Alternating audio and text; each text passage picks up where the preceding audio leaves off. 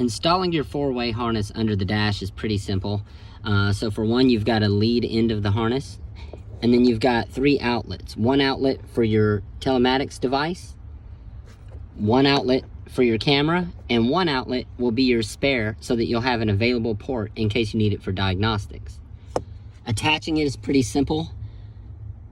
In this vehicle, you'll notice that this one just snaps right out. So this is my port. I'm able to snap it out, and then I can simply snap in the lead end of the harness into this connector. I'm gonna try to do this one-handed so you can see how simple it is. So I've got that attached, and now you can simply zip tie that into place to make sure that this doesn't come apart.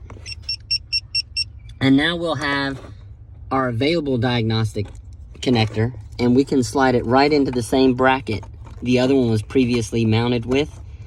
And in some cases, you may have a couple of screws here that you may need to remove in order to get this installed.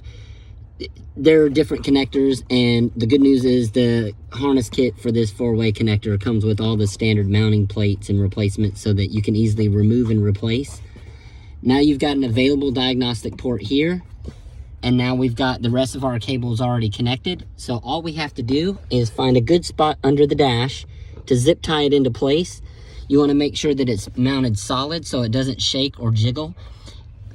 That's going to give you false readings of collisions, harsh braking, and cornering, so you want to make sure that's pretty secure.